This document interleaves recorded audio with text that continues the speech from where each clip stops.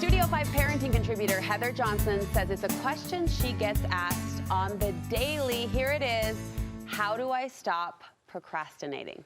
Any age can fall victim to procrastination, but today Heather is talking specifically to parents. She'll share what you can do to overcome the procrastination bug.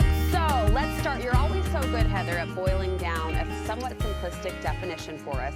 I'm curious to know how you view procrastination and how it affects or derails our parenting. Our parenting. Okay, so if we want a definition of procrastination, procrastination is when we choose to intentionally delay something that we intended to do. Yeah, that sounds familiar. Yes, for sure, right? We're choosing to intentionally delay something that we intended to do, right? So we had plans to do it. Yeah. We said we were gonna do it. And again, in our parenting, this could be putting our kids to bed, or we procrastinate putting ourselves to bed all the time. It could be as small as saying, hey, yeah, we'll work on your spelling words today after school, which turns into after dinner, which turns into tomorrow, which turns into we never got it done. It can be any of those things.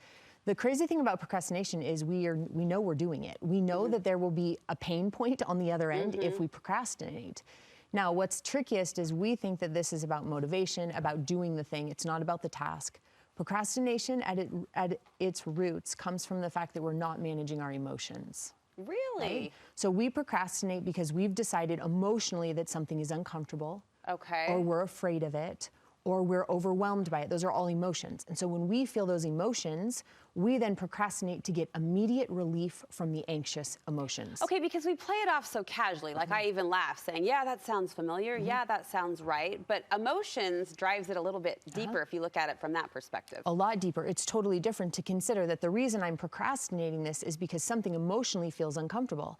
And instead of facing up to that, if I procrastinate, realize it gives us immediate relief from uncomfortable feelings. So it almost becomes this reward system where it's like, well, every time I procrastinate, I feel better. So I'm going to keep procrastinating it so I don't have to feel those uncomfortable feelings. That's at the root of procrastination. It isn't actually the task. It's not the laundry or the spelling words or going to bed. It's the emotions that we've attached to those things. And that's why we find ourselves procrastinating. So as we push past, you've got some great advice today to help us push past this pattern of procrastination. So interesting to consider we actually feel good.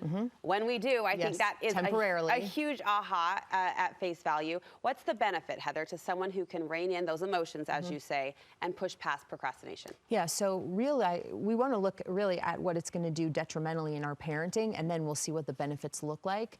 Because what happens is, not only do we face the effects of procrastination, we feel more lonely when we procrastinate. There's anxiety, there's depression. In fact, people who tend to chronically procrastinate, they find themselves struggling financially. There are all these repercussions that we want to avoid. It's a ripple effect. It is, but in parenting, what happens is when we procrastinate, and our kids, who will primarily do what we do, remember, they primarily do what we model for them, we put them in a position where they're actually watching us feel uncomfortable and avoid facing uncomfortable emotions. That's what we teach them. And so the benefits to us come when we realize we don't want to teach our kids that when something feels fearful or insecure or overwhelming that we run from it. We want to teach them that we actually take it head on. In fact, you want us to regulate those emotions. That's step one. We do. We want to manage them. Now remember, our emotions, they're not facts. Our feelings aren't facts. They come from how we think. And so when we manage how we're thinking about the tasks that we want to procrastinate, we're less likely to procrastinate them when we regulate those emotions. Now, the key to regulating these emotions, if we want a little trick, is to be able to pause to choose how we think. Okay. So here's just an exercise to try, because the pause is really hard. When a lot's going on and I need to pause for a minute to think about, how do I want to view this task? What do I want to do moving forward? Sometimes our thoughts run away with us so fast that we can't stop to pause and choose. So a really great way, and test it out, try it, to do this and create the pause, is just take a minute and ask yourself, what's my next thought going to be? I know, it's a really weird question to That is ask. an odd question. But if you even stopped right now and I gave you 10 seconds. What's my next thought going to be? What's my next thought? Or what's my next, what is the next thought going to be? If you paused for a second and asked yourself that, there won't be any thoughts.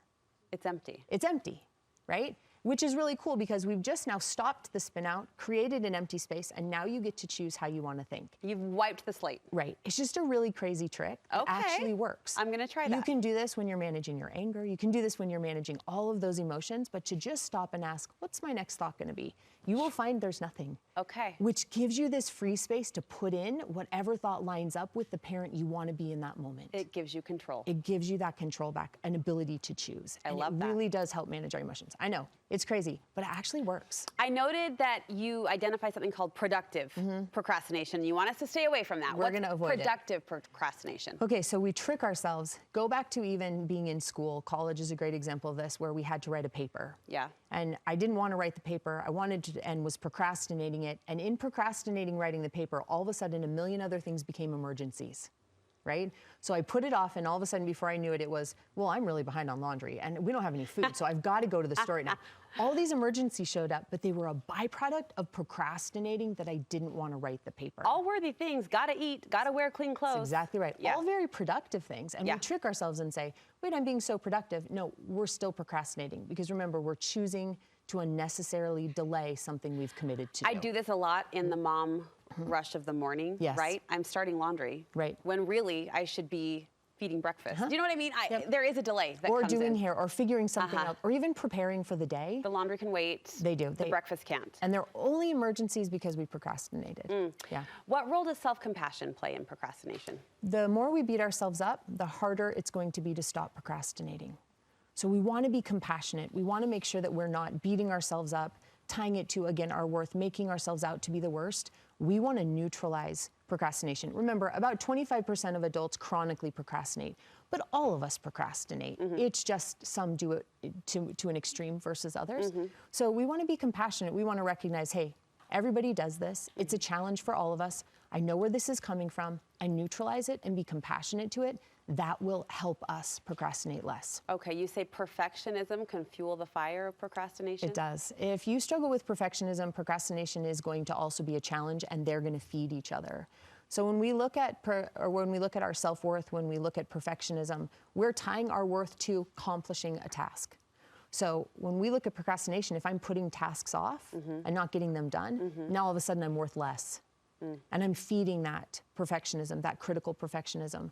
And so then when we find a bump in the road or a challenge shows up, we actually find ourselves pretty paralyzed, and we can't move forward, and the procrastination becomes worse because we didn't accomplish perfectly, and so now it's tied to our worth. It's a vicious cycle. It is. You mentioned something in the very first minutes of our conversation that grabbed my attention, and I want to circle back to. You said it's not about motivation. It's if not. If you're procrastinating, it's not because you aren't a motivated person. Explain that for us. Yeah, and we do this even with our kids, right? We look at our kids and say, you need to be more motivated, so you'll stop procrastinating. Because this isn't just us. We have to parent in a way and then deal with our kids who also can tend to procrastinate. Yeah. And so if we're waiting around to feel motivated to do the things we're procrastinating, it's never going to happen. We won't feel the motivation to do those things. If we want to overcome procrastination or work with it a little bit better in a healthier way, we have to manage how we view the tasks that feel uncomfortable. We have to emotionally manage it. So it takes discipline. It does. Well, yes, it does. It takes emotional discipline, mental discipline, opposed to looking and saying, when I feel motivated, then I'll do the laundry. When I feel motivated, then I'll help you with spelling. Right. That won't get us anywhere. We have to come back to the way that we're thinking about it and make sure that we manage the negative emotions that are showing up. Then we don't procrastinate, because we trade them out for who we want to be as a parent instead of letting our emotions dictate This who we was are. a thinker. It was a good one. Thanks for the action items too. The challenge to take that little exercise, put it into our lives. And I'm mostly impressed that we said procrastination 10,000 times, and I think I only stumbled twice. So there's that. Effective communication at its best. Heather, thank you. To contact Heather for counseling, you can find her contact information on our website.